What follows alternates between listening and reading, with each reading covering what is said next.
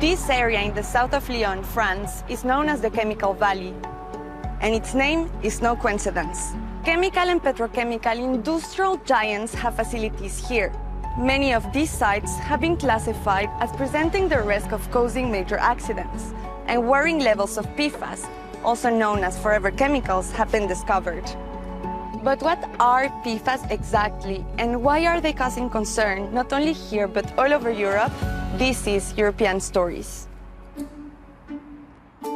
Per- and polyfluoroalkyl substances, or PFAS, are a group of thousands of synthetic chemicals, and they are everywhere.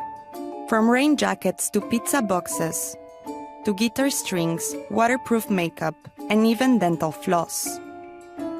PFAS are also used to produce technologies that are key for the green and digital transitions, such as semiconductors, electric car batteries, and even wind turbines. They are highly resistant and very good at repelling water, grease, and oil. But what makes them so useful also makes them potentially harmful. They are called forever chemicals because they don't naturally break down in the environment. Today, they can be found in water, soil, animal feed, and even in our blood. Research conducted across 9 European countries found PFAS in the blood of teenagers in every single country studied. Scientific studies have linked PFAS to cancer, cardiovascular and thyroid diseases, infertility, and immune system disorders. Most technologies for PFAS treatment used today only serve to remove them from water, and they are expensive. Currently, only a few PFAS are banned in the European Union, but this could change. In 2023, 5 European countries proposed restricting PFAS under REACH, the European Union's chemical regulation. The European Chemicals Agency is now evaluating the proposal. It will then share its opinions with the European Commission, which, together with member states, will decide on the restriction. In France, PFAS have been making the headlines. The National Assembly and Senate recently adopted a bill to ban forever chemicals by 2026 in cosmetics, most clothing, and ski waxes. And here in Lyon, the Greater City Council is taking 2 giants of the Chemical Valley to court: the Japanese air conditioning manufacturer Daikin and the French firm Arkema, a world leader in specialty materials such as adhesives and fluorochemicals. Both groups are accused of releasing massive amounts of forever chemicals. Pierre-Bénite, just outside of Lyon, is one of the most affected areas. Many residents here are concerned.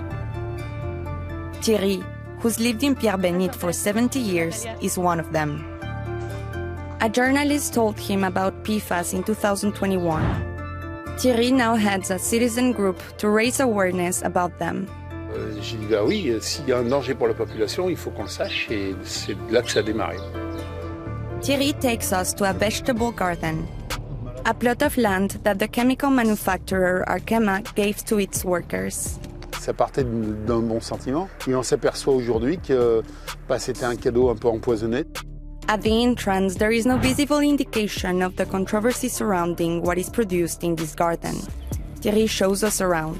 Là, c'est l'école primaire, l'école maternelle au pied, et on a le secteur le plus dangereux de l'entreprise, qui est à 150 mètres.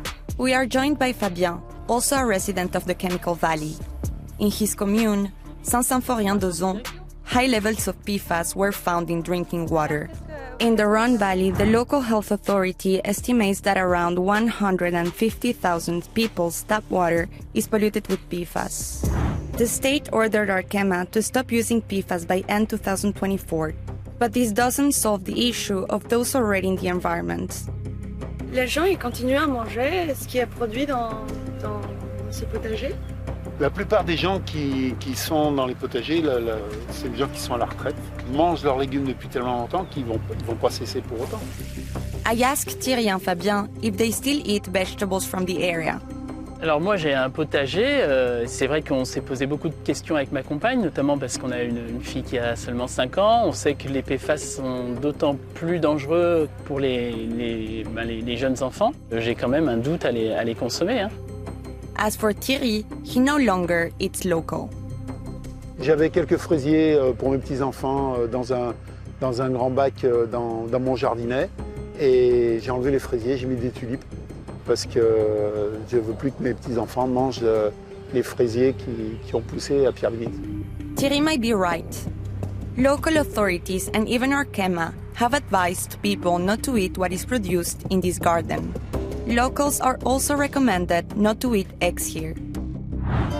Back at Thierry's, I asked him if he thought European institutions could help. Here's what he told me. Est-ce qu'au niveau européen, il n'est pas possible de trouver un accord entre tous les pays pour interdire ces produits? Est-ce qu'on est obligé d'avoir des produits aussi toxiques? Sont-ils vraiment nécessaires? Can we do without PFAS in our daily lives? And is a ban at the EU level realistic? I contacted the European Chemicals Agency, which is currently studying a proposal from 5 European countries to restrict PFAS.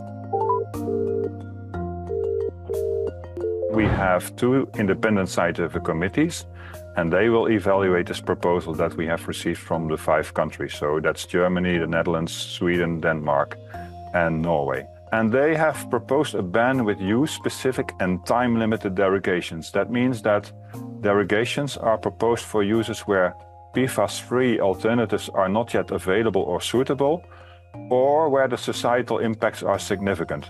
For example, they have proposed a 12-year transition period for implantable medical devices. Whether it is easy or not to replace the PFAS, it really depends on the type of use. In some types of uses, it may be rather straightforward because there are alternatives available. But in other uses, it might be quite complex and maybe the alternatives are not yet available. But again, that's all in the proposal and that's being evaluated by the scientific committee. So at this point in time, I cannot really give you a final answer on what the opinions will be and what exactly the periods will be. But this is what has been considered in the proposal. So it's not yet clear whether there will be a restriction and what the conditions would be. The European Commission and the member states will have the final say. But if this happens, it could be a milestone in European chemicals regulation, as it would cover the whole family of PFAS substances. This would prevent industries from replacing PFAS with other PFAS.